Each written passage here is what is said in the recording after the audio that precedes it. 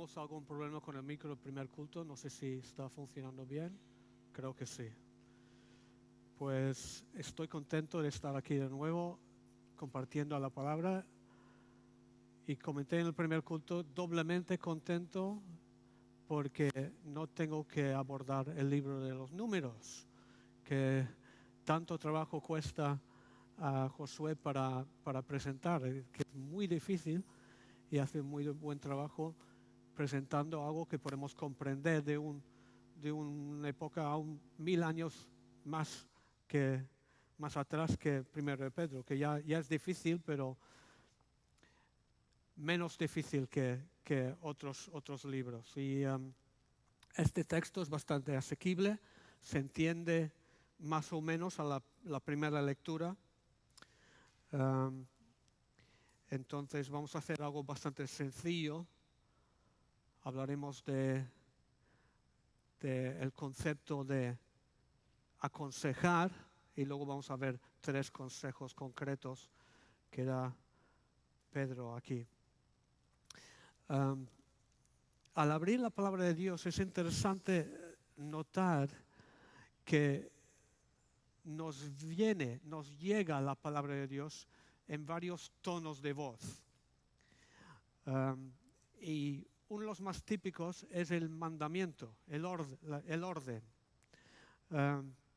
La orden, creo que es la forma correcta, el mandamiento. Y claro, siendo la palabra de Dios, es natural que muchas veces las cosas que leemos en la Biblia son órdenes de parte de Dios. Y Él tiene derecho a mandar en nuestra vida. Como es el que nos dio la vida, Él puede dar órdenes. De hecho, algunos de los versículos más conocidos del Nuevo Testamento son órdenes que emplean un verbo griego dei, que quiere decir deber, que has de hacerlo.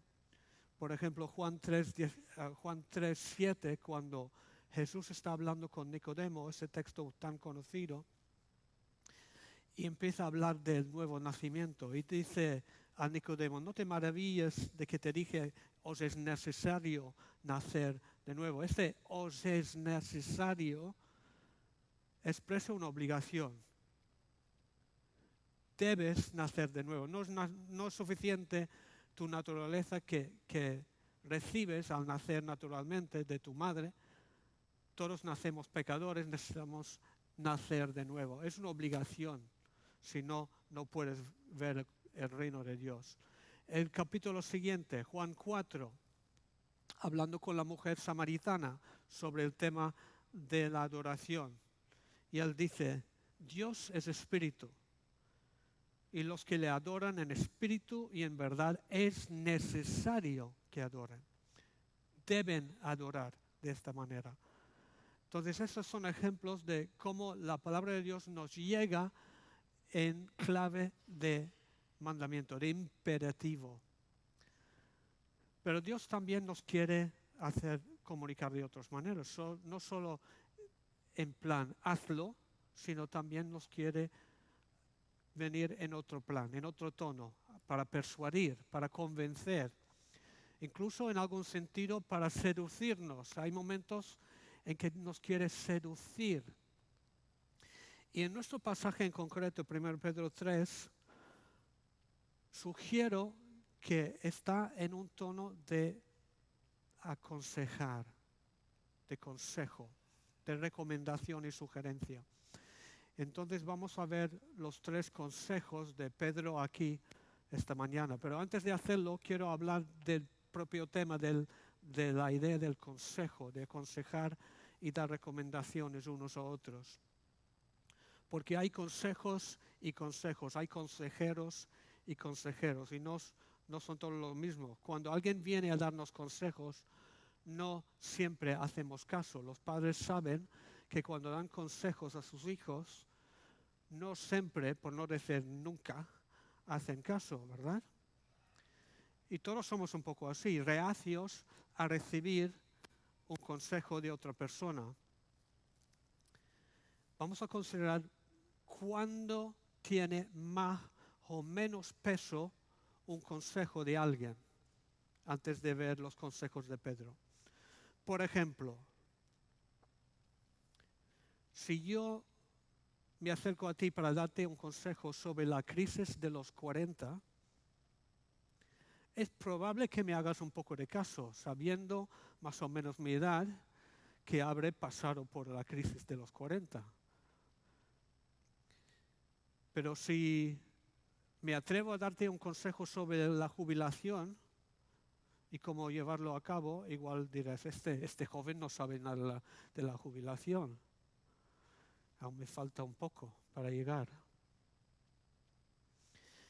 Si yo vengo a darte consejos sobre la pintura y los pinceles para comprar y usar en la acuarela, que es un poco uno de mis hobbies, igual me haces caso porque sé un poco de este tema. Y menos caso harás de mí si yo vengo aconsejándote sobre el cuidado de los cabellos y los mejores champús en el mercado, porque esto, pues poco sé. Entonces hay consejos y consejos, hay consejeros y consejeros. Hay personas que dirían, de este no recibo ningún consejo, porque no me conocéis, no te caigo bien, no me respetáis especialmente. Pero hay otras personas que igual me quieren más o me tienen más confianza, que me van a escuchar más. Entonces hay consejos y consejos, hay consejeros y consejeros. Y me gustaría sugerir que Pedro, para nosotros esta mañana, es un buen consejero, alguien a quien deberíamos hacer caso. Os voy a dar 3 motivos por qué hacerle caso y escuchar esta mañana a los consejos de Pedro. En primer lugar, Pedro es mayor. Calculamos que en el momento de escribir primero de Pedro, él tiene por lo menos 50, seguramente 60 años de edad. Y la edad, creo que estamos más o menos de acuerdo, es un grado, es algo que da cierto peso a lo que recomendamos o decimos. Obviamente hay personas mayores necias, tontas, estúpidas, pero por lo general, con la edad, somos más sabios en general. Hay ejemplos de esto en la Biblia. Un ejemplo interesante está en 1 Reyes capítulo 12. 1 Reyes 12, donde la situación es que hay un nuevo rey en Jerusalén, se llama Roboam. Ha muerto Salomón, y entonces Roboam es rey en Jerusalén y quiere ser un buen rey. Entonces se le ocurre que puede pedir consejo a los mayores del palacio, a los jóvenes del palacio. Los jóvenes son más impetuosos y dicen, ve a por ellos, sé un rey así firme, estricto. Y los mayores tienen otro consejo que tiene que ver con ser más moderado y todo lo demás. Dice el versículo 8, él dejó el consejo de los ancianos que le habían dado y pidió consejo de los jóvenes que se habían criado con él, estaban delante de él. Y resulta un desastre esto. Es lo que causa la división entre Judá en el sur e Israel en el norte. División en el país. Una crisis política gracias a escuchar el consejo de los jóvenes. Esto nos da la pista de que por lo general es mejor escuchar a los mayores. Y no solo estoy hablando de los viejos como yo, sino cualquier persona que tiene suficiente edad para aconsejar sobre el tema en cuestión. Una persona de 18 años, por ejemplo, puede darte mejores consejos sobre bachillerato que un chaval de tercer de eso. ¿Vale? Sin ser muy grande, sin ser muy mayor, puedes tener cierto grado de peso en tu consejo porque tú tienes la edad para ello. Pedro, en segundo lugar, sabe de qué habla. Esto solapa con el primer punto, pero él sabe de qué habla. Cuando nos escribe sobre temas de Cristo y la vida cristiana, es un hombre que no lo inventa, tiene experiencia detrás de sus consejos.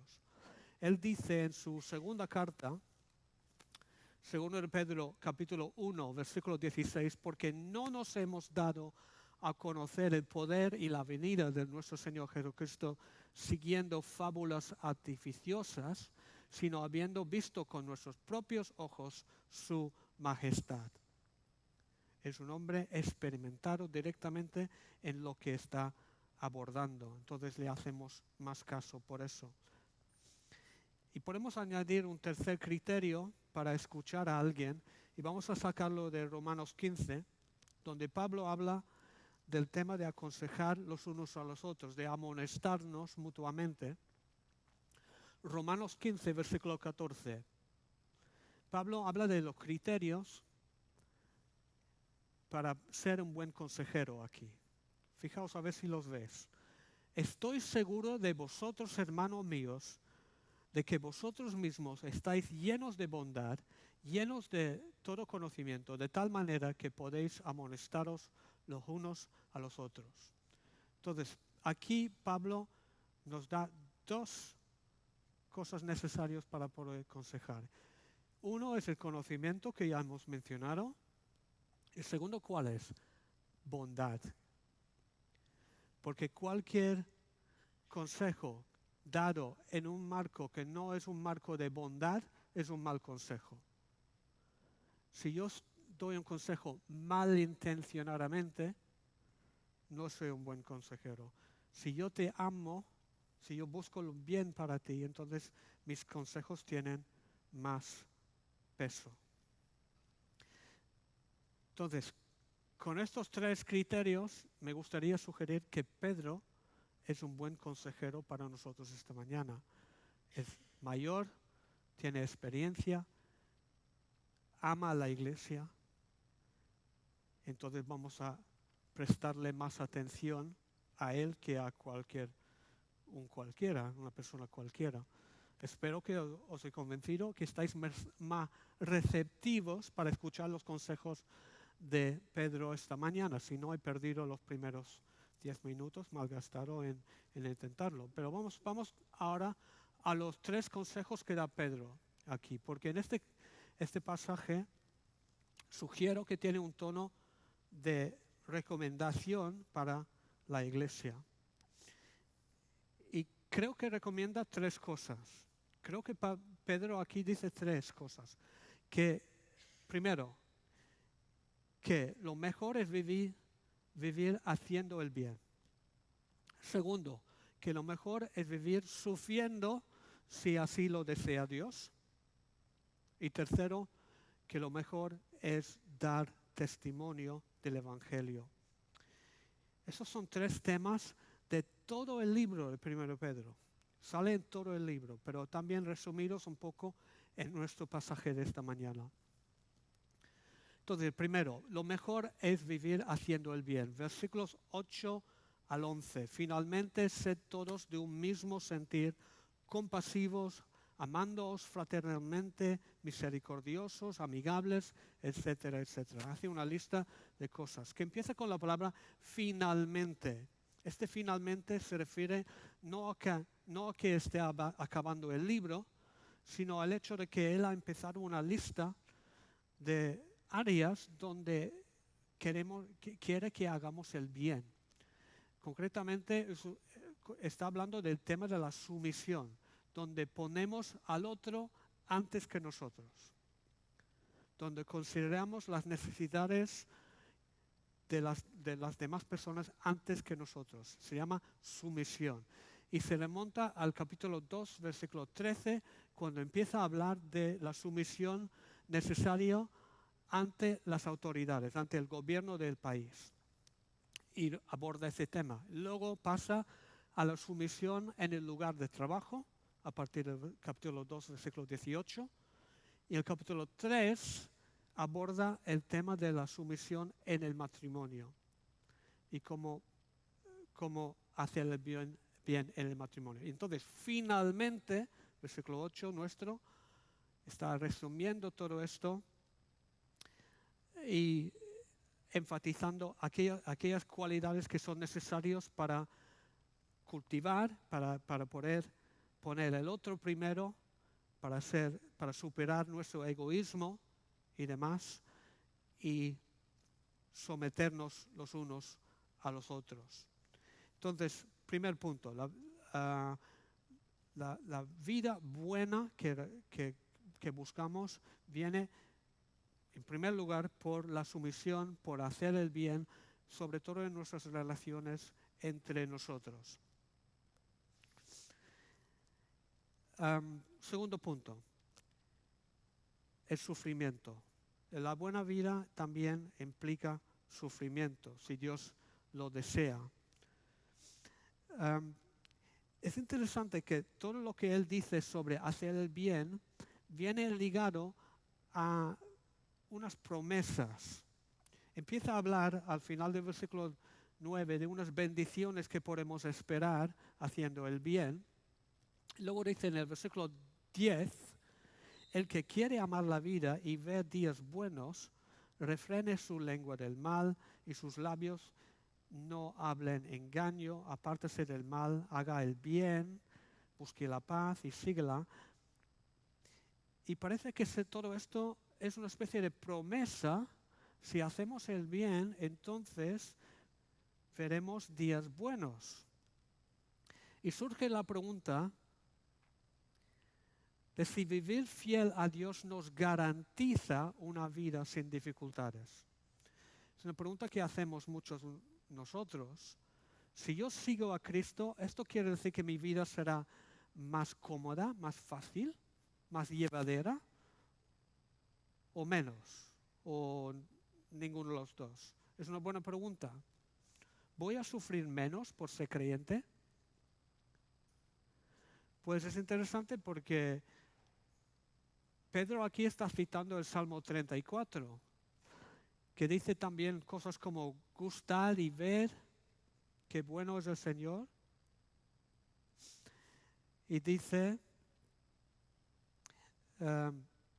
que dichoso el hombre que confía en Él. ¿Vamos a ser dichosos si seguimos al Señor?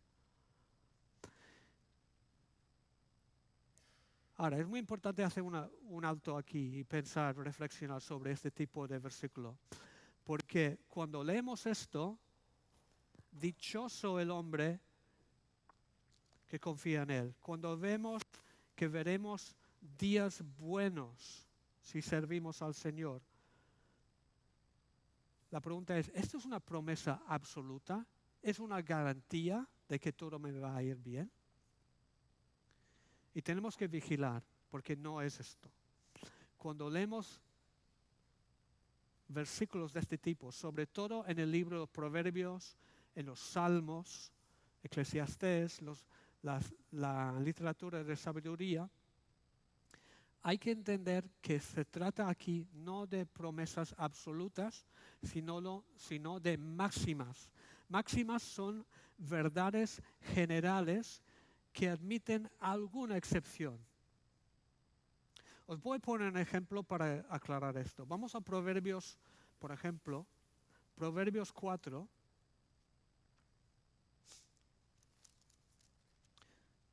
Proverbios 10 y el versículo 4, para ver un ejemplo de este tipo de promesa.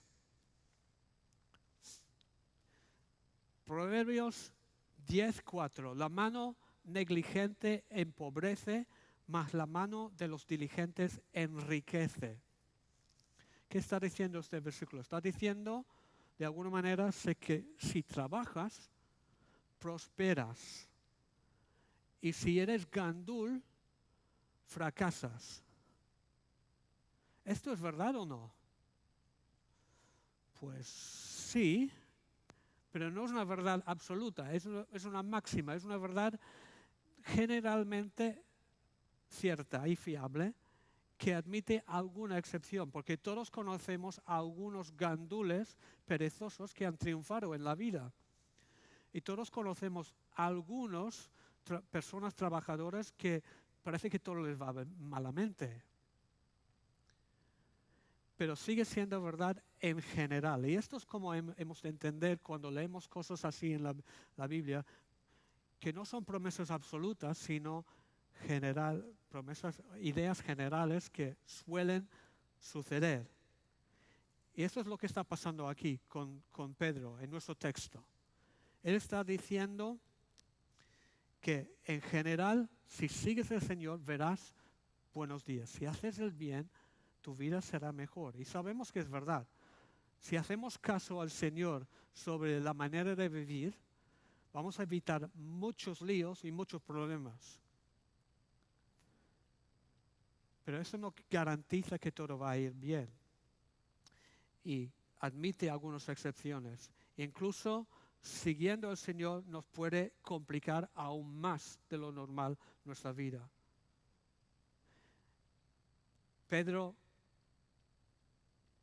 está consciente de las dos cosas. Dice, versículo 12, los ojos del Señor están sobre los justos. Vas a estar bendecido si sigues al Señor. Si das tu vida a Jesús, el Señor estará contigo, pase lo que pase. Pero Pedro reconoce también que existe la posibilidad, versículo 14, de padecer por causa de la justicia. Y hay cristianos en todo el mundo que están padeciendo por causa del Evangelio y la justicia. Y en tu vida puede pasar también. Entonces no hay garantías absolutas. Hay una norma general, una promesa general de bendición. Se recomienda seguir al Señor, tu vida será mejor. Pero, ojo, también te vas a complicar la vida en muchos sentidos. Y hay mucha hostilidad hacia el Evangelio en nuestra sociedad hoy en día y va en aumento. Hay que ser consciente de ello. Entonces, lo mejor es vivir haciendo el bien, sufriendo si Dios así lo desea. En tercer lugar, dando testimonio del Evangelio. Hablando de las dificultades, Pedro dirige nuestra atención, versículo 14b, a nuestros enemigos, las personas e instituciones hostiles a la fe. Y nos da un tercer consejo. No os amedrentéis por temor de ellos. ¿Qué está diciendo aquí? No tengáis miedo. Y está citando aquí Isaías capítulo 8. Si vamos ahí a Isaías, vamos a ver que Isaías escribe en un contexto geopolítico muy difícil. Judá está amenazado por Samaria y Siria, que se están juntando para atacarles.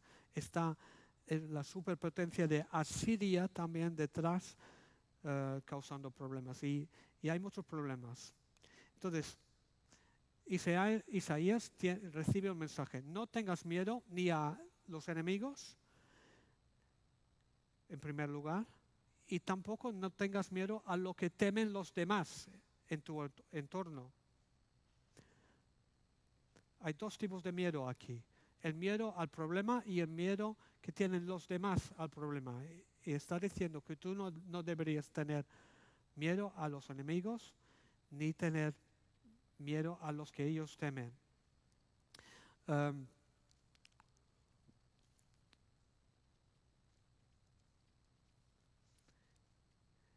Esto es importante porque nos va a llevar a la cuestión del testimonio. Nosotros como creyentes tenemos gente hostil a nosotros, a nuestras ideas, a nuestras creencias. Entonces, en primer lugar, no tengamos miedo a ellos. En segundo lugar, vivimos en una sociedad donde hay muchos miedos y no deberíamos compartir los mismos miedos que tienen los demás, está diciendo. El ejemplo de esto sería, por ejemplo, el COVID, que ha sido tema de miedo para muchos durante años y sigue siéndolo. Sigue siendo una amenaza. Pero es posible que nosotros frente a una amenaza como el COVID tengamos cierta tranquilidad. ¿Por qué? Porque confiamos en el Señor. Pase lo que pase. No sé si está acabando, si volverá, si será peor, mejor o igual. Pero podemos adoptar otra actitud frente a cosas como el COVID. No temas lo que temen ellos, está diciendo. Y esto es un testimonio. ¿Vale? Pedro está diciendo que el hombre que teme a Dios no tiene por qué temer a nada más. Es muy fácil decirlo, es más difícil vivirlo, ¿verdad? Pero a la medida que tememos a Dios, no vamos a temer a las demás cosas en esta vida. Y esto es un gran testimonio. Si somos capaces de mostrarnos confiados y tranquilos cuando todo el mundo en nuestro entorno está asustado y nervioso, ¿esto qué provoca? Provoca curiosidad. Pedro dice de esto en el versículo 15, que hay gente que demanda razón de la esperanza que hay en vosotros.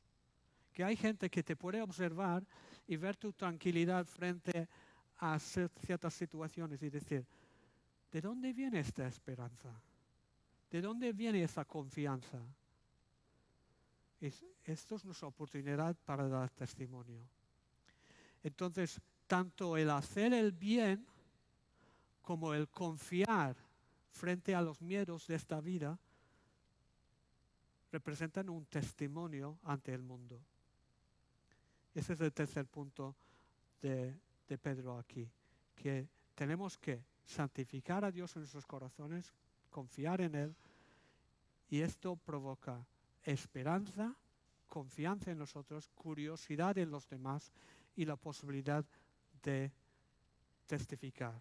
Entonces, 3 consejos de Pedro que representan 3 retos: vivir en amor, sumisión, estar dispuesto a sufrir si hace falta y hacer todo confiando y esperando en Dios para anunciar las virtudes de aquel que nos llamó de tinieblas a su luz admirable. Amén.